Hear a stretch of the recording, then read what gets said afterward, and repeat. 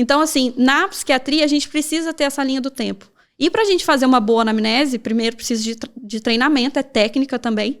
E a gente precisa de algo que, para mim, é a coisa que a gente mais deve prezar dentro de um set terapêutico, que é a aliança terapêutica, ou vínculo. Então, essa aliança é essa relação de confiança mútua. No momento que eu entro aqui nessa sala, Wesley, a gente tem uma aliança. Eu confio no seu trabalho e você confia em mim para eu estar aqui. A aliança terapêutica também é uma relação de confiança mútua. Então, no momento que o paciente entra na minha sala, ou no momento, né, que eu abro ali a sala do Meet, o paciente tem que sentir que, assim, eu tô aqui e eu quero te ajudar. O paciente tem que sentir isso do terapeuta, do psicólogo, do psiquiatra, do médico que for. Ele tem que sentir algo e precisa ser genuíno, porque senão o cara não sente, né? E o paciente tem que estar também minimamente motivado para ele me ajudar ou ajudar ele. Porque senão eu também não consigo tratar. Então, nessa aliança, Wesley, a gente tem algumas nuances, porque a gente depende de personalidades diferentes, né? Eu tô aqui no podcast hoje, você tem um estilo de perguntar. Se eu for em outro podcast, o cara vai ter outro estilo.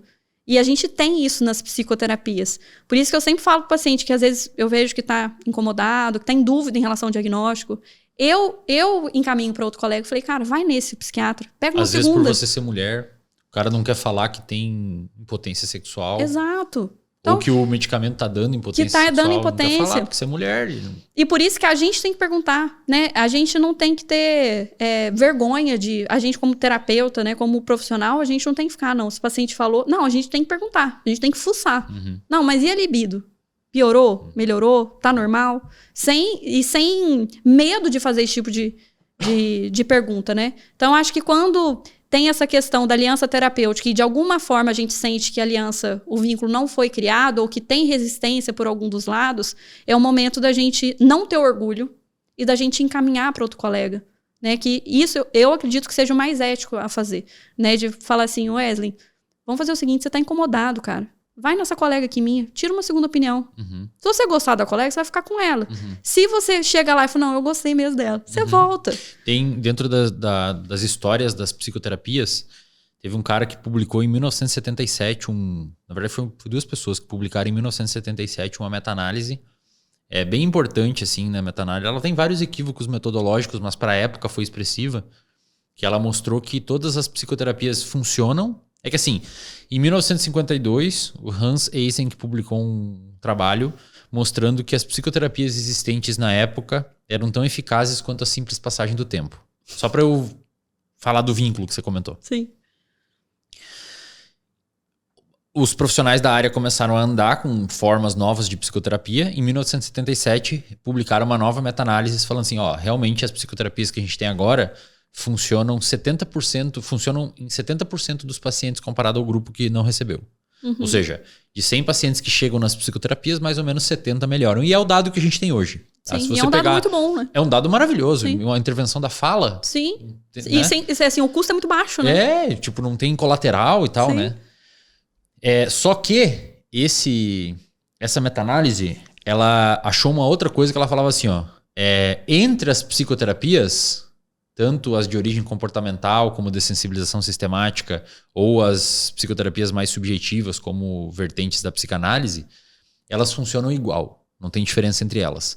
Aí se levantou um debate dentro da psicologia, das psicoterapias, que chamavam de fatores comuns. Isto é, alegava-se que todas as psicoterapias funcionavam iguais porque elas têm fatores em comuns. Ou seja, todas elas partilham algumas coisas. Por exemplo, vínculo. Empatia, um ser humano falando com outro, um setting terapêutico de ajuda.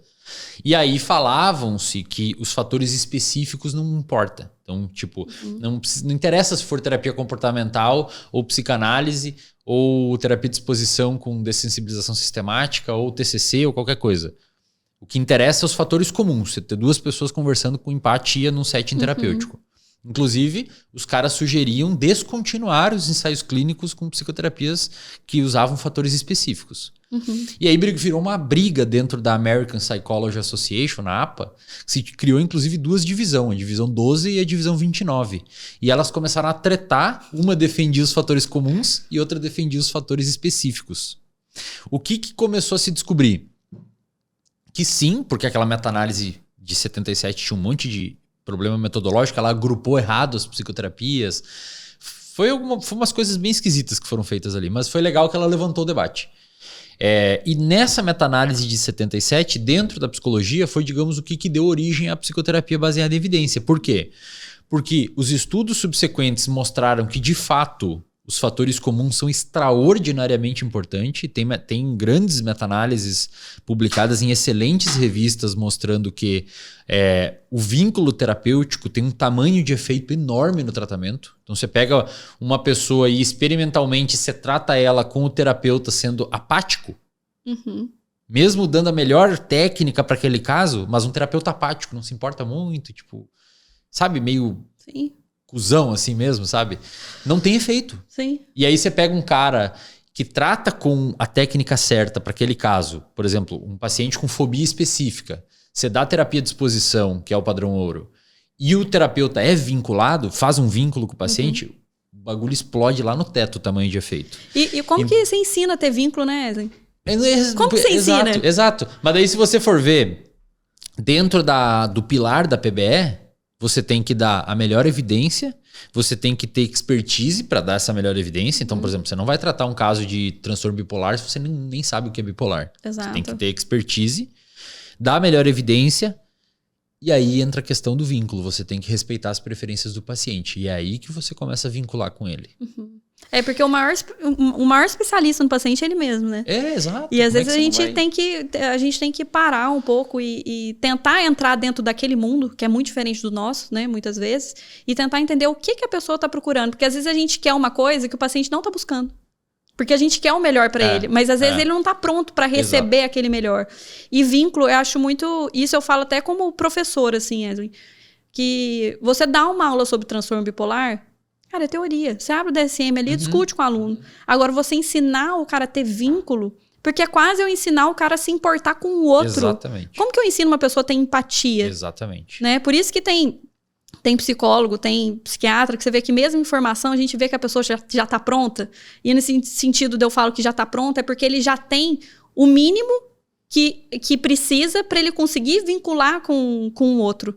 Né? Por isso que eu acho que essa questão de trabalhar a relação terapêutica, para mim, é a primeira coisa que a gente tem que fazer dentro de uma primeira sessão, por exemplo.